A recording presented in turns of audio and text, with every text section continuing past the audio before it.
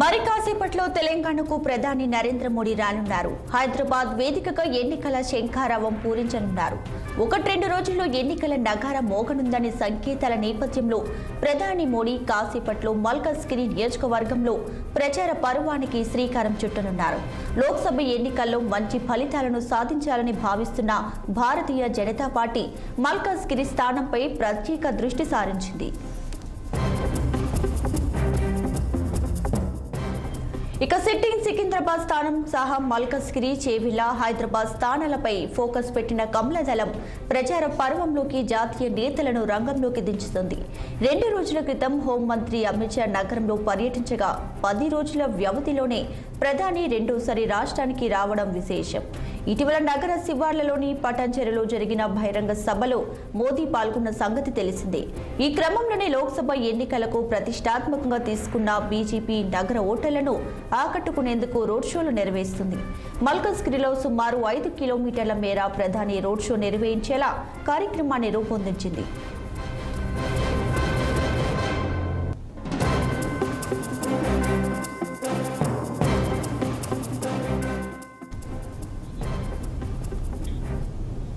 Right, ఇక మరి కాసేపట్లో ప్రధాని అయితే తెలంగాణకు రాబోతున్నారు. దీనికి సంబంధించి పూర్తి డీటెయిల్స్ మా ప్రతినిధి మాధవి అందిస్తారు లైవ్ ద్వారా. మాధవి, చెప్పండి, ప్రధాని మోడీ నేపథ్యంలో అధికారులు ఎలాంటి ఏర్పాట్లు చేశారు, డీటెయిల్స్ ఏంటి? దీపిక, అధికారులు మాత్రం ఎస్పీజీ స్పెషల్ ఫోర్స్తోని ఈరోజు మొత్తం బెటాలియన్ అంతా కూడా బందోబస్తును ఏర్పాటు చేయడం జరిగింది. మరి కాసేపట్లో అంటే 4:45 మోడీ బేగంపేట విమానాశ్రయంలో దిగనున్నారు. అక్కడ నుంచి హెలిప్యాడ్ ద్వారా మల్కాజ్గిరి చేరుకుంటారు. అక్కడ రోడ్ షోని 5:15 నుంచి 5:15 నుండి 6:15 వరకు ఈ రోడ్ షో అనేది నిర్వహించనున్నారు. అక్కడ మాత్రం మల్కాజ్గిరి కాన్స్టిట్యున్సీలో భారీగా జనాలతో కూడిన ఈ రోడ్ షోని నిర్వహించాలి అని భారీ బందోబస్తులతో, భారీ ఏర్పాట్లతో కూడిన ఏర్పాట్లన్నీ కూడా చేయడం జరిగింది. దాదాపుగా 1,00,000 మందిని కూడా వాళ్ళు ఎక్స్పెక్ట్ చేస్తున్నారు. మల్కాజ్గిరి కాన్స్టిట్యున్సీకి రీసెంట్గానే ఈటెల రాజేందర్ పేరును ప్రకటించడం కూడా జరిగింది. అక్కడ అనేక మందితో ఈ కార్యక్రమాన్ని చేయడం అనేది ఇది మొదటిసారిగా జరుగుతుంది. మోడీ రోడ్ షో దాదాపుగా గంట సమయం పాటు అక్కడ రోడ్ షో నిర్వహించనున్నారు. అందుకు గాను నిన్నటి నుండే అక్కడ ఏర్పాట్లన్నీ కూడా చేయడం జరిగింది. అంటే ఎక్కడికక్కడ బ్యారికేడ్లు నిర్వహించడం, ఎక్కడికక్కడ స్టేజ్లు నిర్వహించడము, ఇలా దాదాపుగా ఒక 10 స్టేజ్లు నిర్వహించడమే కాకుండా దాదాపు ఒక 1.3 కిలోమీటర్స్ మేరన ఈ ర్యాలీ ఉంటుంది అని కూడా వారు మనకి తెలియజేయడం జరిగింది. దీపిక, ఇక మరి కాసేపట్లో రాబోతున్నారు కాబట్టి అందరూ కూడా ఒక ఉత్కంఠతో ఎదురు చూస్తున్నారు. బీజేపీ వాసుల్లో మాత్రం బీజేపీ నేతలంతా కూడా, ముఖ్యంగా కేంద్ర మంత్రి కిషన్ రెడ్డి, డాక్టర్ లక్ష్మణ్, అలాగే డీకే అరుణ, బూర నర్సయ్య, ఈటెల రాజేందర్, మాధవిలత, కొత్తగా అనౌన్స్ అయిన ఈ నేమ్స్ వీళ్ళందరూ కూడా ఆయనకి స్వాగతం చెప్పడానికి సిద్ధంగా ఉన్నారు. ఈ రోడ్ షోలో వారందరూ కూడా పాల్గొనడానికి సిద్ధంగా ఉన్నారు. దీపిక,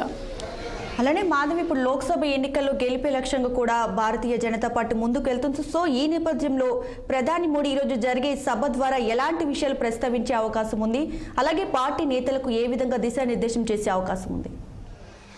మనం చూసుకున్నట్లయితే 10 రోజుల వ్యవధిలో, ఈ 10 సంవత్సరాల కాలంలో ఎప్పుడు కూడా మోడీ మనకి తెలంగాణకు వచ్చినట్లుగా మనం చూడలేదు. ఈ 10 రోజుల వ్యవధిలోనే బడా నేతలు అంటే 4-5 తేదీల్లో సంగారెడ్డి, ఆదిలాబాద్ విచ్చేసి వెళ్ళిన తర్వాత మరలా అమిత్ షా వచ్చి కూడా మనకి 2 రోజులే అవుతుంది. సో మరలా వెంటనే కూడా ఈ ప్రోగ్రాం అనేది పెట్టుకోవడం వల్ల వారు భారీగా తెలంగాణ నుంచి సీట్లు ఎక్స్పెక్ట్ చేస్తున్నట్టుగా మనమైతే చూస్తున్నాము. మొన్న అమిత్ షా కూడా ఒక సభలో, ఎల్బీ స్టేడియంలో జరిగిన సభలో కూడా ఆయన చెప్పడం జరిగింది, దాదాపుగా 12 నుండి 15 సీట్లు భారతీయ జనతా పార్టీ కైవసం చేసుకుంటుంది అని ధీమా మాత్రం వ్యక్తం చేశారు. అలాగే దీనితో పాటు ఈ రోడ్ షోల ద్వారా తెలంగాణని అభివృద్ధి పదంలో ముందుకు నడిపించడానికి, అంటే భారతదేశంలోనే నెంబర్ 1 స్థానంగా తెలంగాణను తీసుకువెళ్లే ఉద్దేశంతో మోడీ ముందుకు వస్తున్నారు అనేది ఎన్నిసార్లు ఈ పర్యటనలు చేయడంలో కూడా ఒక ఎత్తు భాగంగానే అందరూ కూడా భావిస్తున్నారు. దీనిలో భాగంగానే అంటే ప్రతి ఒక్కరికి కూడా ఒక కాన్ఫిడెంట్ వచ్చింది.